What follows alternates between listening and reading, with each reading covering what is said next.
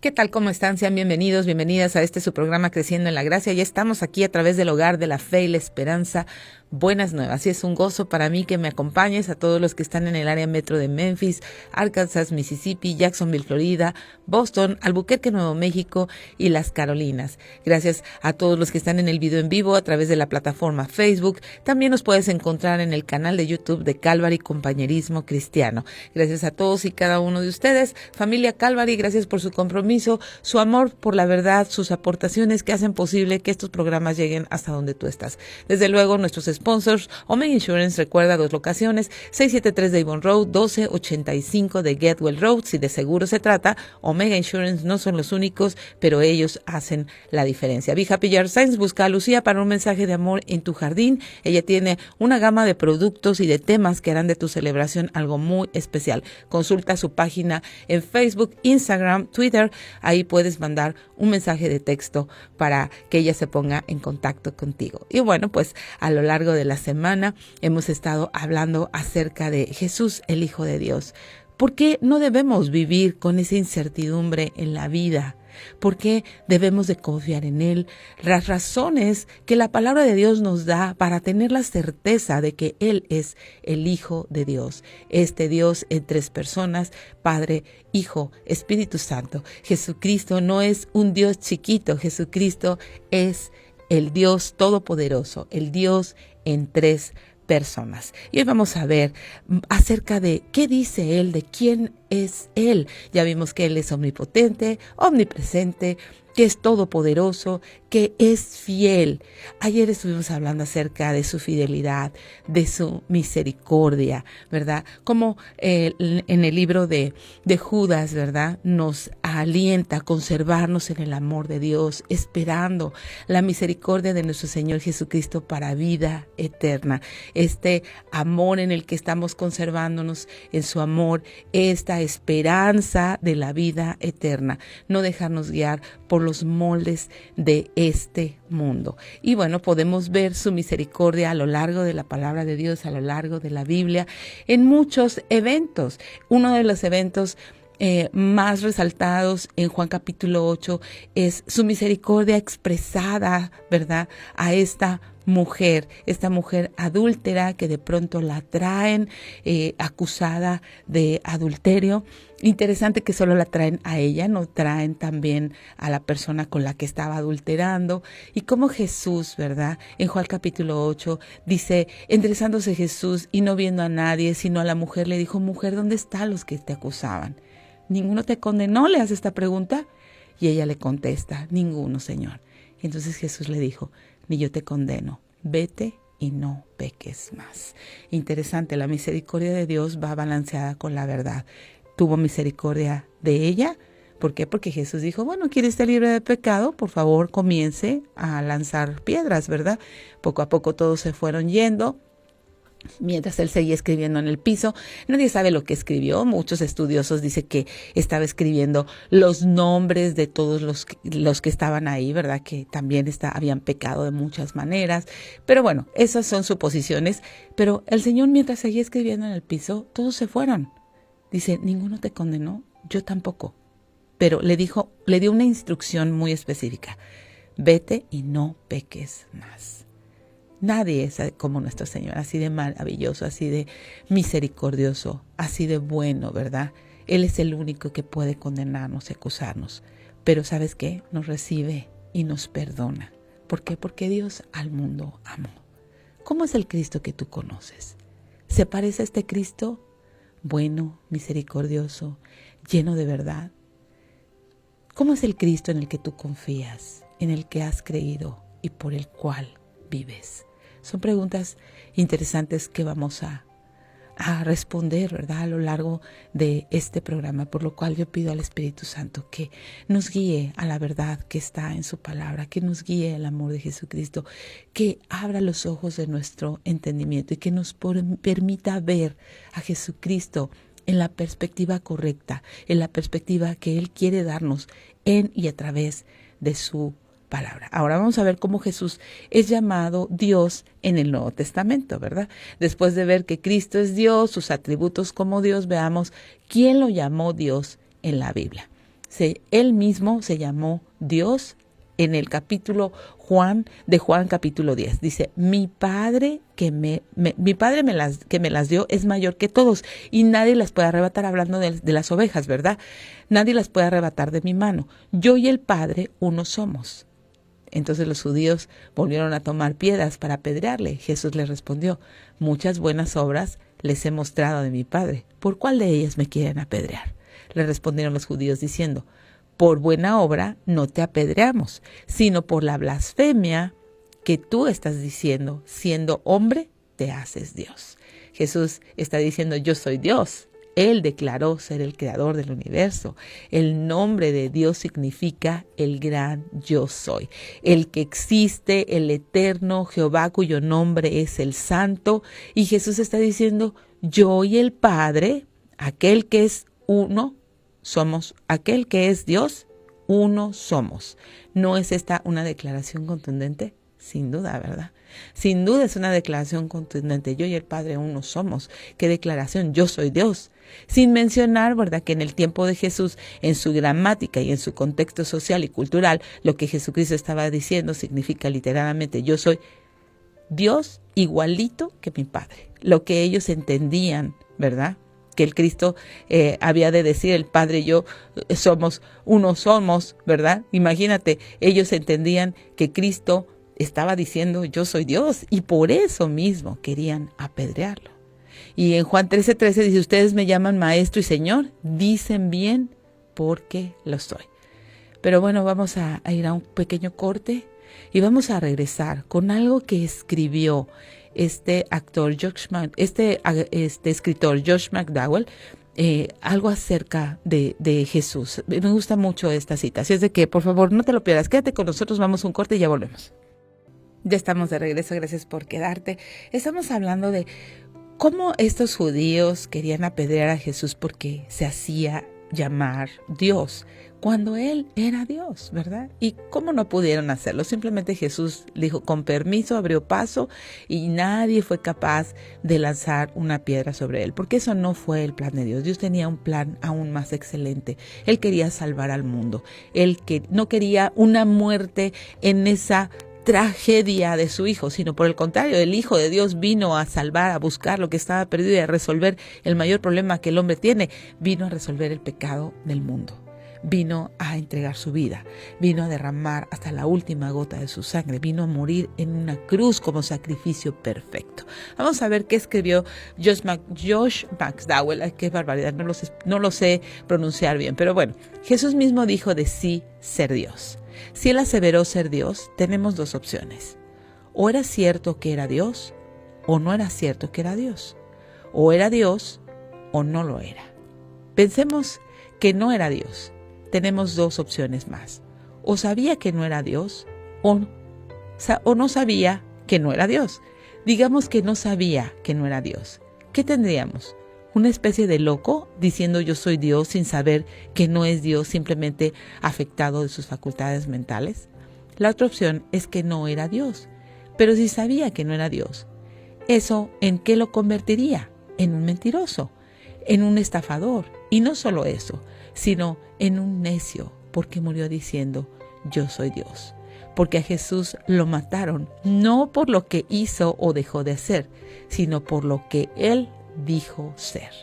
Entonces Él murió como un mentiroso o necio, porque murió entregado a una mentira en caso de que Él supiera que no era Dios. O si no sabía, era un loquito, un lunático que decía ser alguien que no era. Entonces tenemos que era verdad o mentira. Y sabía o no sabía que era Dios. Si no sabía, era un lunático. Si sí sabía, era un mentiroso y un necio. Ahora, sí, es Dios, ciertamente todo lo que dijo de sí mismo es verdad. Ciertamente, Él es el creador del universo, en quien subsisten absolutamente todas las cosas por la palabra de su poder. Y solo en Él hallamos identidad, salvación, y solamente Él es el sentido y la causa de todo lo que existe, de cada célula, cada átomo en todo el universo. Y Él ciertamente es el Señor de todo. Y si Él es Señor de todo, se abren otras dos opciones. O lo rechazo o lo acepto.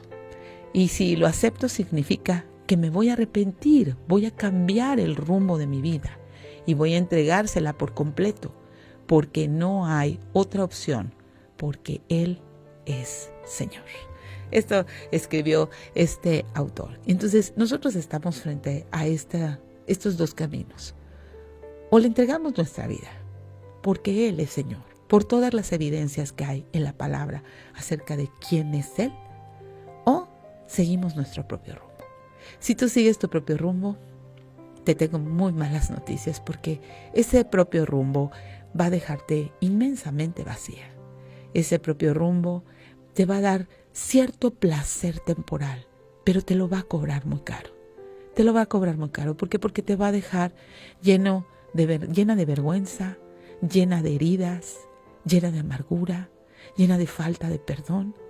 Y al final estás culpando a Dios de todo lo que no es culpable. ¿Por qué? Porque al final tú no quisiste hacer la decisión, ni quisiste seguir su consejo. Al final tú estás obteniendo el resultado de tu propio consejo, obteniendo el resultado de tus propias decisiones. ¿Qué vas a hacer con Jesús? Vamos a ver, sus discípulos lo llamaron también Dios. En Juan 20:28, entonces Tomás respondió y le dijo, Señor mío y Dios mío. En Juan 5:20 le dijo, pero sabemos que el Hijo de Dios ha venido y nos ha dado entendimiento para conocer al que es verdadero. Y estamos en el verdadero, en su Hijo Jesucristo. Este es el verdadero Dios y la vida eterna. El Padre mismo lo llamó Dios. Quien llama, dice en Hebreos 1:8, en este contexto, ¿verdad? Dice que Él es el creador del universo, Dios el Padre, ¿verdad? Está diciendo esto acerca del Hijo. Mas del Hijo dice, tu trono, Dios, por el siglo del siglo, cetro de equidad, es el cetro de tu reino. El Padre rindiendo alabanza, adoración al Hijo. El Padre mismo alabando al Hijo. Sus enemigos reconocieron que Él se llamó a sí mismo Dios. En Juan 10:30 y 33. Yo y el Padre uno somos. Eso fue lo que Jesús declaró. Entonces los judíos volvieron a tomar piedras para apedrearle. Jesús les respondió, muchas buenas obras les he mostrado de mi Padre. ¿Por cuál de ellas me apedrean? Le respondieron los judíos, por buena obra no te apedreamos, sino por la blasfemia, porque tú, siendo hombre, te haces llamar Dios. Los enemigos de Jesús entendían que se hacía llamar igual a Dios. Y estos judíos determinaron, sabios en su propia opinión, que Jesús era un blasfemo. Ahora, una pregunta. ¿Lo que tú dices de Jesús determina quién es Jesús? Desde luego que no. Lo que tú dices o opinas de quién es Jesús determina quién eres tú. Pero si tú dices de Jesús que es el Señor, entonces tú eres hijo de Dios y estás en muy buenas manos. Si tú dices del Señor que Él es un blasfemo, entonces eres un necio y vas a una separación eterna. Tu perspectiva de Jesús determina realmente tu identidad, no la de Él. ¿Nos queda claro esto? Él no cambia. No importa lo que yo diga, no importa lo que a mí me parezca, no importa lo que yo acepte o no acepte, no importa mi opinión. Esto es realmente increíble y hermoso porque todas estas cosas cambian cuando yo acepto que Él es Dios. Todo cambia, ¿verdad? Cuando yo digo que Él es el Hijo de Dios, que Él es un amigo, que Él es un Padre, ¿verdad? Que Él es el Dios Todopoderoso. Ahora, ¿cuál es la perspectiva de Cristo que tú conoces? Jesús es el único. Veremos ahora algunas cosas en las que Jesús es el único. Es único en su nacimiento. ¿Por qué? Porque solamente Jesús nació de una virgen. Y la palabra virgen se refiere a una mujer que nunca ha tenido una relación sexual con un hombre. Hay cualquier cantidad de discusiones por argumentar que si era virgen, que si no era virgen, que la palabra en hebreo, que la palabra en griego necesariamente habla de alguien así. Pero si analizas esta discusión y todo lo que se dice alrededor de eso, y si tú eres honesta contigo misma y con el contexto, a la única conclusión a la que vas a llegar es a que está refiriéndose a una mujer que nunca había tenido una relación íntima con un hombre.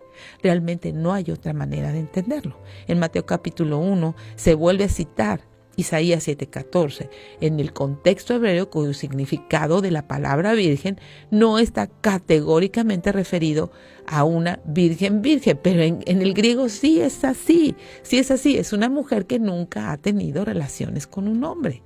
Ahora, si lo cuestionamos, pues tenemos que tener cuidado, porque entonces, ¿cómo podríamos asegurar que Jesucristo es hijo de Dios y no de cualquier otro hombre? Y una vez más, como hombre, Jesús, sin ser Dios, con las mejores intenciones que hubiera tenido, no hubiera podido ser perfecto. Tal vez sacrificarse, pero nunca resucitar, y mucho menos acortar la distancia y abrir un camino al Padre. Esa era únicamente la capacidad de Dios mismo, ¿verdad? De Dios mismo. Ahora, fue profetizado en Isaías 7:14. Por tanto, el Señor mismo os dará una señal. He aquí que la Virgen concebirá y dará a luz un hijo. Llamará su nombre Emmanuel, Dios con nosotros. Profetizado desde el mismo día que Adán y Eva pecaron. ¿Dónde está eso? Bueno, pues en el cumplimiento de la profecía, Mateo 1, 18 y 25. El nacimiento de Jesucristo fue así, dice, estando desposada María, su madre con José, antes de que se juntasen, se halló que había concebido del Espíritu Santo. José, su marido, como era justo y no quería infamarla, quiso dejarla secretamente. Y pensando él en esto, he aquí un ángel del Señor le apareció en sueños y le dijo: José, hijo de David, no temas recibir a María tu mujer, porque lo que en ella es engendrado del Espíritu Santo es.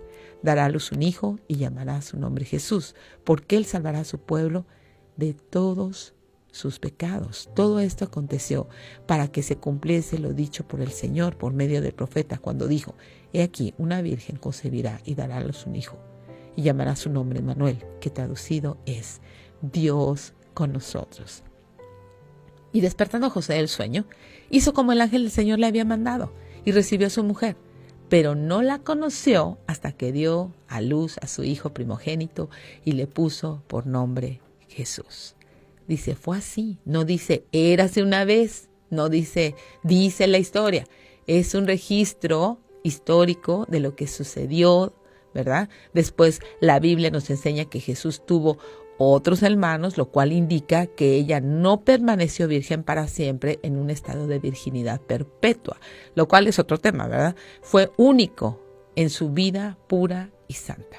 Hebreos 4, en el versículo 14 al 16, dice, por tanto, teniendo un gran sumo sacerdote que traspasó los cielos, Jesús el Hijo de Dios, retengamos nuestra profesión, porque no tenemos un sumo sacerdote que no pueda compadecerse de nuestras debilidades, sino uno que fue tentado en todo, en nuestra semejanza, pero sin pecado. Vamos a un corte y ya volvemos con más de Creciendo en la Gracia. Ya estamos de regreso, gracias por quedar. Estamos hablando de que Jesús es el Hijo de Dios, vivió una vida perfecta. Esto fue maravilloso. ¿Por qué? Porque solamente el Hijo de Dios podía vivir sin pecado. ¿Y qué es un pecado? Pues una de las tantas cosas, entre una de las tantos significados es violar la ley de Dios. Pero, ¿qué me dices de esta cita? En Santiago 4:17. Y al que sabe hacer lo bueno y no lo hace, le es pecado. ¿Te queda claro? ¿Queda claro que es un pecado? Sabiendo hacer lo bueno y no hacerlo, eso es pecado. El pecado no solamente es hacer lo malo, sino no hacer lo bueno. Pensemos en esto. Jesús no solamente nunca hizo lo malo, sino hizo todo el bien que pudo haberse hecho. Siempre hizo lo bueno, hablando de su mente, nunca pensó lo malo. Nunca pensó lo malo, nunca hizo, nunca habló nada malo, nunca pensó nada malo. Es único, solamente Él pudo hacer todo esto. ¿Por qué? Porque Él es Dios, el único en agradar por completo al Padre, ¿verdad? Juan 8:29 dice, porque el que me envió conmigo está, no me ha dejado solo el Padre, porque yo hago siempre lo que le agrada. Vemos a Jesús en una vida agradando al Padre, al Creador del universo, todo el tiempo. Él es el único modelo de perfección, el ejemplo a seguir. Él es la meta. Es por eso tan importante que tú no pongas los ojos en personas finitas, en líderes religiosos. No pongas los ojos en su naturaleza pecaminosa y en sus errores. Pon sus ojos en su ejemplo, en su manera de vivir, en la manera en que se arrepienten, en la manera en que manejan sus decisiones conforme a la verdad. Y no te decepciones cuando alguno de ellos cae. ¿Por qué? Porque necesitas girar tu vista, pon los ojos en Jesús y necesitas continuar. Si alguien en el que confiaste demasiado de pronto cayó y te diste cuenta que realmente no tenía una relación con Jesús o está realmente apostatando la fe, no sé, cualquier situación de esa, tienes que seguir. ¿Por qué? Porque tus ojos están puestos en Jesús, en el autor y consumador de la fe. Entonces tenemos que poner los ojos en Jesús, tenemos que mantenernos. La carta a los Hebreos habla de una carrera, habla de carriles. Deja de mirar el carril de tu vecino, concéntrate en el tuyo, corre con paciencia la carrera de la fe y pon tu vista en el galardón. El galardón es poder llegar al final de la mano con Jesús. Ahora, Él es el único modelo de perfección a seguir. ¿Por qué? Porque Él es la meta. Lucas 9:35, vino una voz desde la nube que decía, este es mi Hijo amado, a Él oír.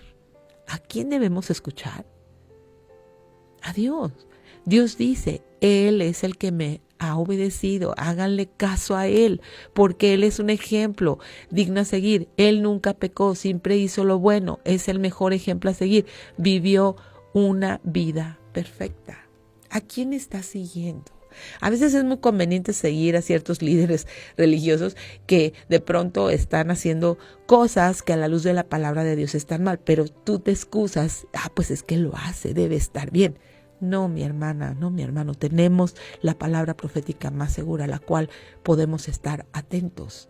El hecho de que alguien haga algo que está mal en la palabra de Dios, no por ser un líder religioso está bien. Necesitas discernimiento. La carta a los Efesios en el capítulo 4, versículo 13 dice que hasta que todos lleguemos a la unidad de la fe y del conocimiento del Hijo de Dios, a un varón perfecto, a la medida de la estatura de la plenitud de Cristo.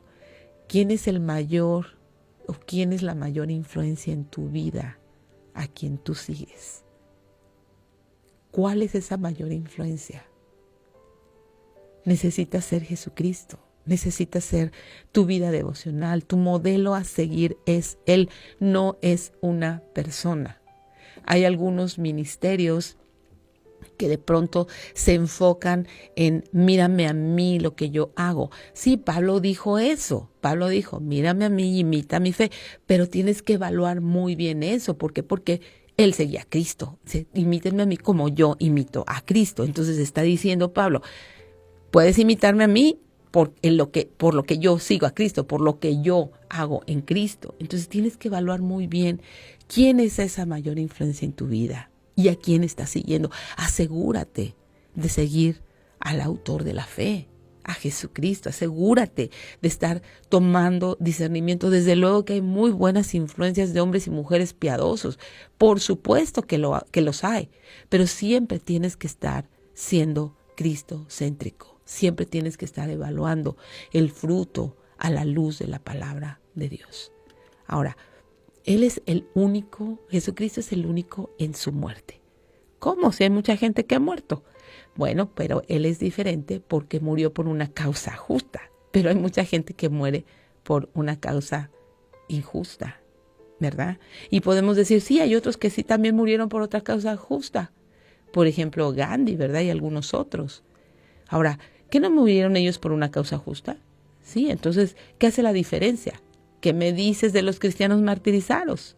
¿No están muriendo por una causa justa? ¿En qué sentido es único Jesucristo? Ya que muchos han muerto por causas justas, porque solamente la muerte de la persona de Cristo lava las almas del pecado. Gandhi y todos estos líderes religiosos que han tenido mucha influencia podrían morir, ¿verdad? Pero no son capaces de resucitar, no son capaces de redimir una sola alma.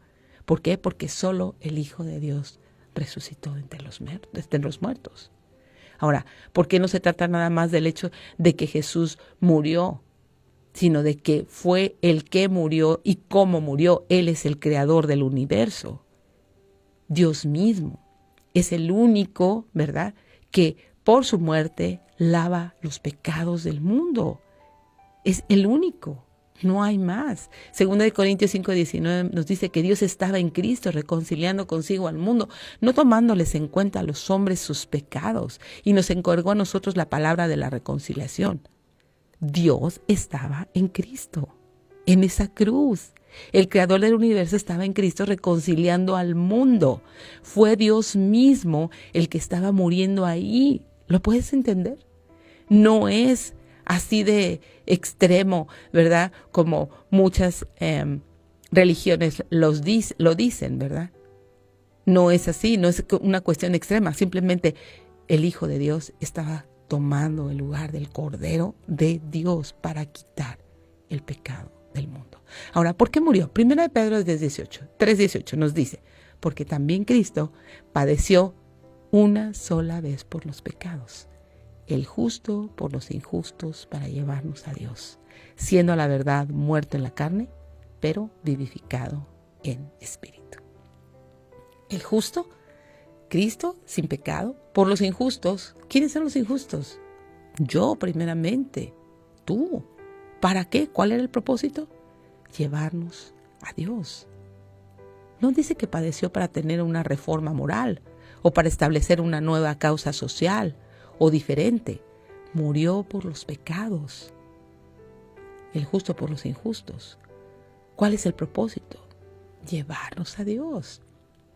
Abrirnos una puerta al cielo.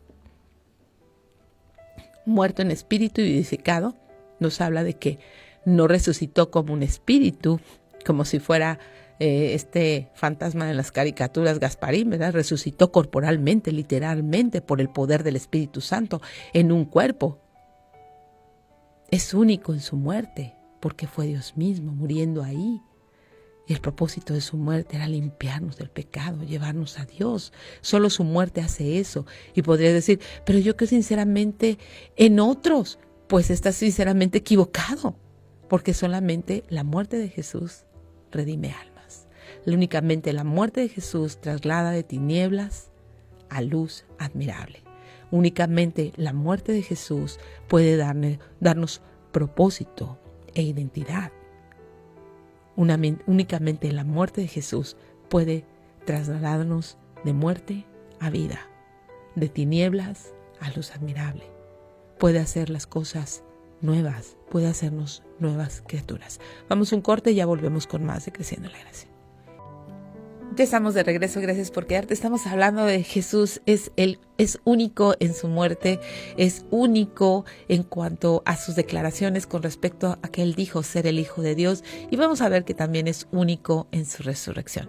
Él no solo murió, porque podemos decir, bueno, pues Jesús murió por mí, eso suena muy romántico, y hasta parece como una película de acción donde el héroe muere por su amado. Pero, ¿qué me dices de 1 Corintios 5:15? Haciendo referencia a que Él es Dios. Dice, y por todos murió, para que los que viven ya no vivan para sí, sino para aquel que murió y resucitó por todos. No nada más murió y resucitó. Si hubiera solo muerto sería muy romántico, pero no hubiera logrado nada. Pero Él resucitó porque era imposible que la muerte retuviera al autor de la vida, porque Él es Dios. Su muerte es única porque Él es Dios y porque solo su muerte redime. Pero es la muerte de Dios mismo. Y también, ¿por qué Jesucristo solamente murió? No, Jesucristo puede soplar vida en sí mismo. Podrías ir a la tumba de Mahoma, de Buda, ver sus restos, de cualquier otro líder religioso. Pero Jesucristo no está en la tumba, sus huesos tampoco. La tumba está vacía, porque Él resucitó. Cristo vive, Él vive. En Juan 10:17, por eso me ama el Padre, porque, pon mucha atención a esta declaración, yo pongo mi vida para volverla a tomar. Nadie me la quita, yo de mí mismo la pongo. Tengo poder para ponerla, tengo poder para volverla a tomar. Este es el mandamiento que recibí de mi Padre. Tengo poder para ponerla y para volverla a tomar. Tengo poder en mí mismo. ¿Quién más puede decir eso? ¿Quién más puede hacer eso? Nadie, solamente Jesucristo. Romanos 1:4 Dice que fue declarado Hijo de Dios con poder, según el Espíritu de Santidad, por la resurrección de entre los muertos. Su resurrección no puede ser negada. ¿Por qué? Porque está escrita en la Biblia. En Marcos capítulo 16, en Mateo 28, en Lucas 24, en Juan 20. Es un hecho histórico. La palabra de Dios habla de la resurrección de Cristo. El Salmo 16, Oseas capítulo 6, Isaías 53 y muchos otros pasajes del Antiguo Testamento que hacen referencia a su resurrección. Salmo 16:10 dice, porque no dejarás mi alma en el Seol ni permitirás que tu santo vea corrupción. Vamos a ver algunas otras más. Oseas, nos dará vida después de 2 días, en el tercer día nos resucitará y viviremos delante de él. Ahora, su resurrección fue vista por más de 500 testigos. Es ratificada por las Escrituras en 1 Corintios 15 del 1 a 8. Dice Pablo, además les declaro, hermanos, el evangelio que les he predicado, el cual también recibieron, en el cual también perseveran, por lo cual asimismo, si retienen la palabra que les he predicado, son salvos. Si no, creíste en vano. Pon mucha atención, si retienes la palabra que les he predicado, si retienes el evangelio, son salvos. Si no lo retienes, has creído en vano.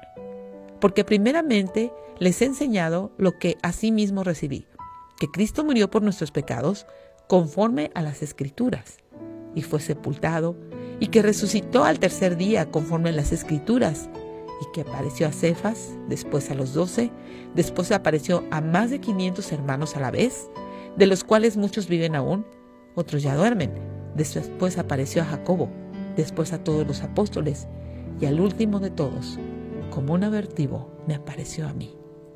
Es imposible negar la resurrección de Cristo.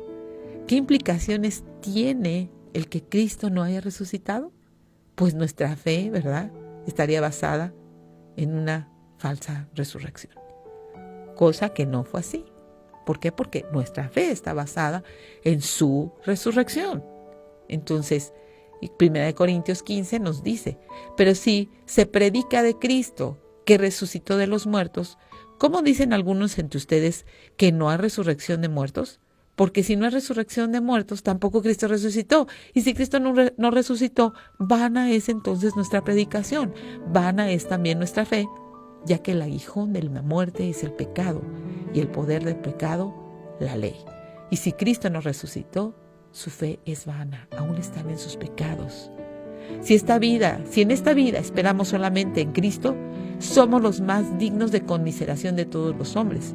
Pero Cristo resucitó y es imposible negarlo. Es imposible comprobar lo contrario.